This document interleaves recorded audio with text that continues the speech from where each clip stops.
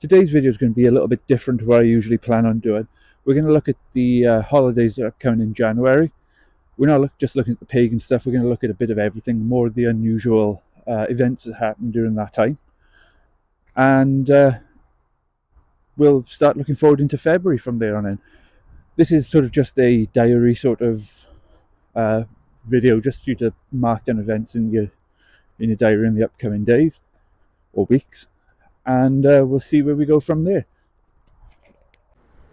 January 7th is Distaff Day, or Saint Distaff's Day. Historically, Distaff's Day was a time for women to return to their spinning work from the Christmas season. They're named after the distaff, which is a tool used in spinning, and it carries remnants of an older pagan tradition, celebrating domestic crafts. Pranks are often played between men and women on this day, blending productivity and a bit of playful energy. What have you got?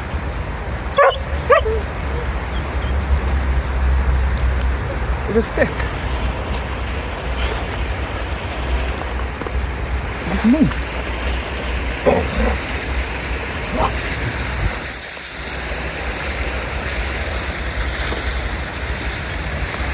I want to. Oh, it broke.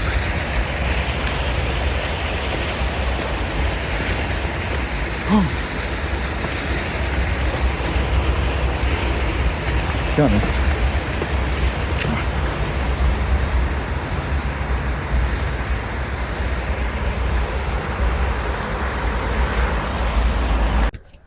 January 17th is the feast of Saint Anthony the Abbot.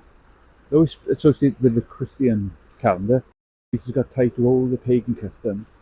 Saint Anthony was regarded as the protector of animals, aligning with the pagan reverence of livestock and nature. Farmers would bless their animals on the day, ensuring prosperity and fertility for the year ahead.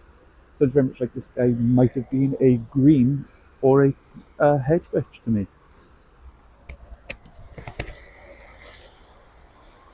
Oh God, sorry, I'm knackered now. He's running around, he's had me jumping in and out of the river. Right now he's found himself a little stick, and he's going to be carrying that all the way home and never let it go until it's just a piece of wood on my living room. We're coming through to the end of the month now. On January 25th, we have Sementive, which is the Roman festival of sowing. By sowing, I mean with plants, not sort of stitching. It's celebrated over several days in January, and it was dedicated to the Roman earth goddess Telis and the agricultural deity Ceres. It marked up preparations for fields, for spring planting. There was offerings of cakes, wines, and sacred rituals on the fertility of the soil and the cycles of nature, which we will speak about closer to the time. Finally, January draws to a close. Fire festivals such as Imbolc preparations can begin in some traditions. Bonfires and candle rituals symbolise returning light and serve as a prelude to February celebrations. The transition period at the end of January celebrates the endurance of life and the gradual awakening of the earth. For us pagans, it's important to remember that January is more than just a cold, quiet month. It's a time of ancient magic, rituals, and the promise of renewals. By celebrating these traditions, we honour the wisdom of our ancestors and stay connected to the rhythms of the natural world. Hello, Pagans, comedian from the future here.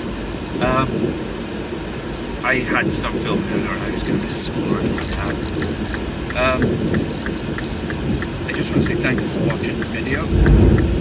I truly do appreciate it. Every single view to me makes it totally worth it to make these videos. I didn't expect to get one, let alone 30 on the other two. I will get back to the Amityville videos. I've actually got the script all written and planned out. But things went awry during that period of time in the year, and I ended up not being able to actually finish it. Obviously, I would finish it. It was a bit of a labour of love at the time to be making what would eventually be a 5-part series on Amityville. So, I really would like to finish them. My video is going to cover everything from paganism to ghosts, people involved in magic. We can do some kitchen witching by the time I get around to it. I just need to get things started. I really do appreciate the comments that I received. I asked for criticism, and to be fair, people only gave me good comments. There was an issue with the sound quality on one of the videos. I was told I'm deaf. When I'm editing my videos, it's pretty much impossible for me to hear them back. It's the reason why I didn't put subtitles in, because I go off script a little bit, and then I can't hear myself back to put the subtitles in. But again, thank you everyone who gave the comments. I genuinely do appreciate it. It was like 30 views. It was, in the way of YouTube, it was nothing, absolutely nothing. But it mattered to me. I was going through, I had family members that were ill, and I was spending a lot of time looking after them.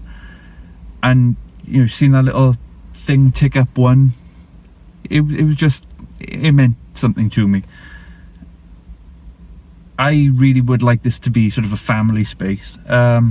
If you're a pagan yourself and you've got kids, and you think that they're going to be following in your footsteps, there'll be little things there that are suitable for them. I'm going to be doing this week. I need to plant some of my plants. If you saw the community post, in November my entire garden got trashed by the storms. My next door neighbour built a stupid 7-8 foot tall fence, but didn't take into account that if any high winds hit it, it was going to rip down a stone wall alongside it, and that's what happened. Didn't fall into his garden, went straight onto mine. Destroyed everything. Greenhouse is gone. All my plants are dead. The garden is nothing left. So it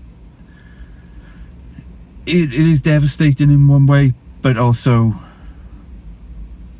it gives me a chance to rebuild and do that with this channel. So it'll work out eventually.